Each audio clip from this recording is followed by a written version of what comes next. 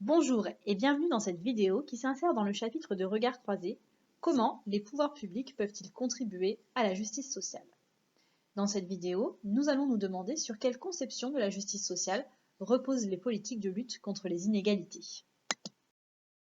Le programme nous demande en effet de voir avec vous les différentes conceptions de la justice sociale qui sont au fondement des politiques de lutte contre les inégalités.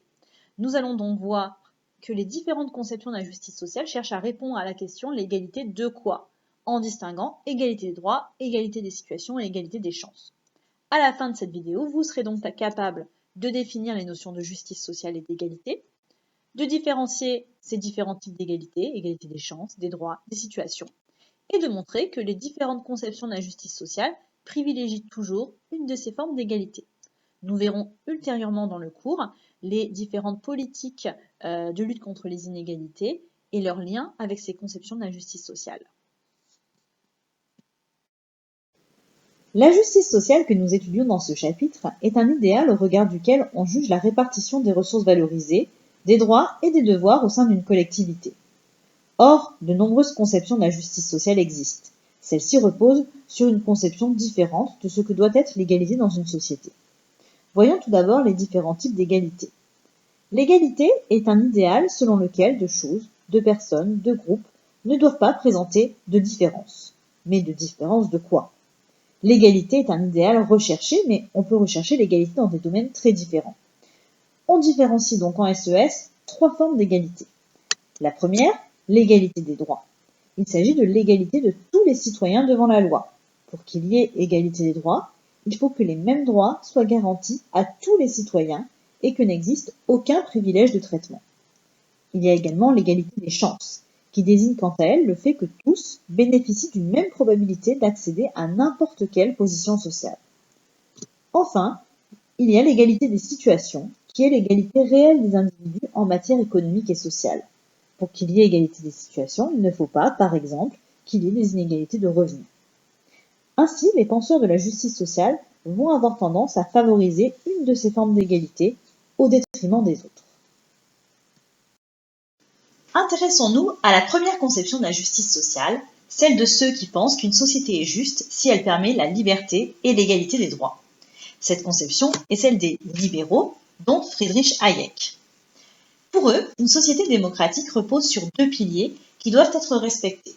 Tout d'abord, la liberté, mais également l'égalité des droits. Dès lors que ces deux principes sont respectés, les inégalités sont justifiées et n'ont pas à être remises en question. Ils prônent une égalité purement formelle, il s'agit d'une justice universaliste. Pour eux, les inégalités de situation sont donc justifiées. En effet, les talents étant naturels, les inégalités sont inévitables et sont le reflet des efforts que chacun entreprend.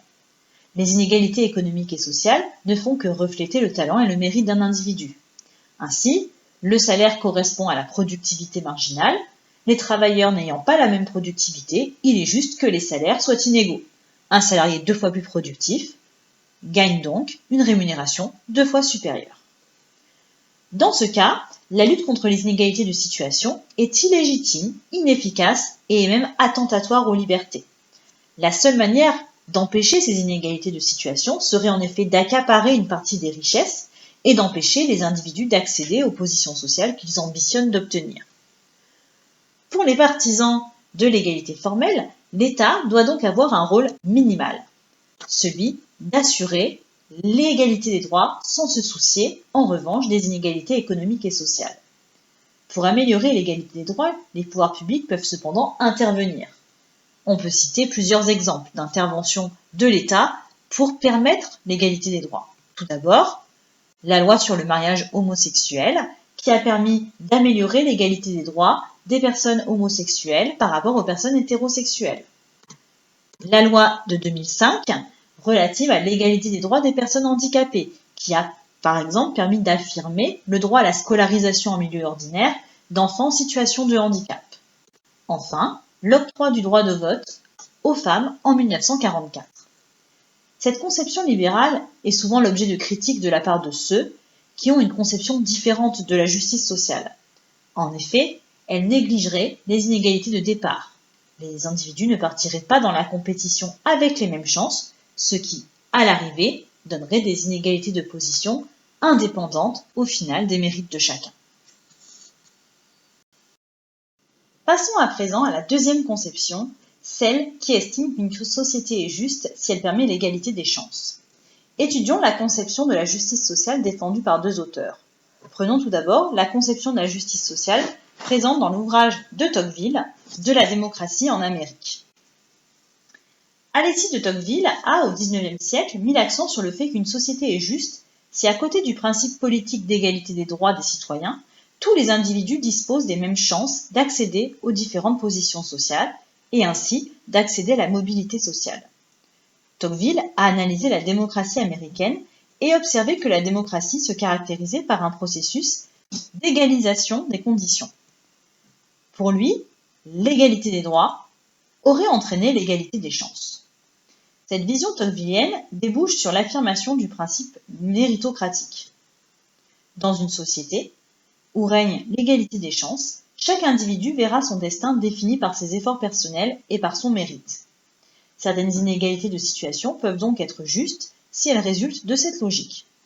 Cependant, Tocqueville va même plus loin.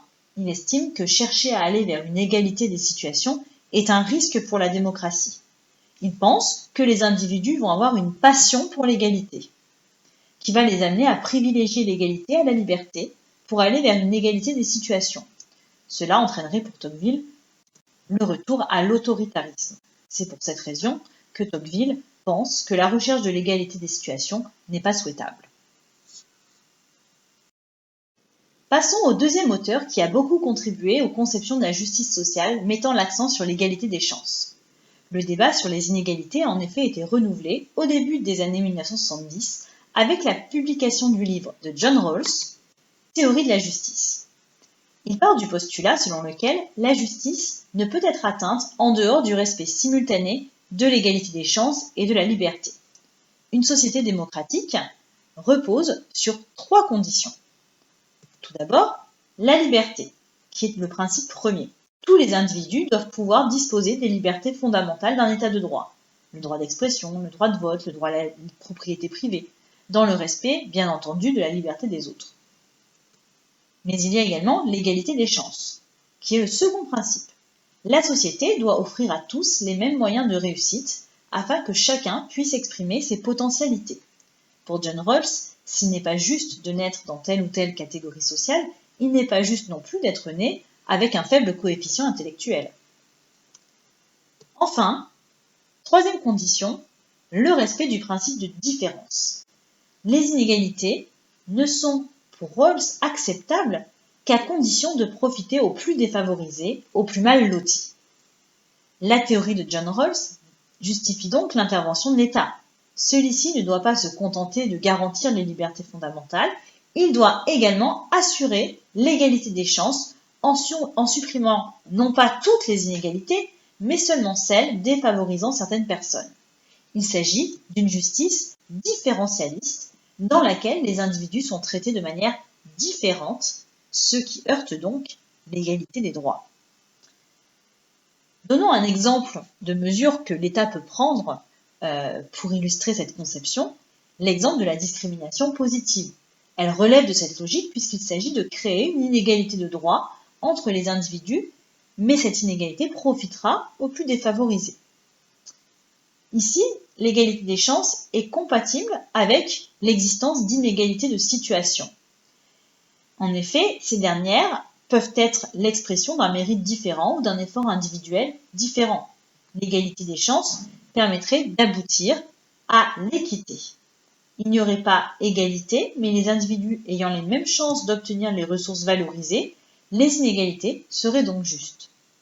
Cette conception de la justice sociale est très critiquée car l'intervention de l'État pour favoriser la justice sociale peut se faire seulement en réduisant l'égalité des droits, mais elle est également critiquée parce que les populations qu'on va aider risquent d'être stigmatisées par les mesures de discrimination positive.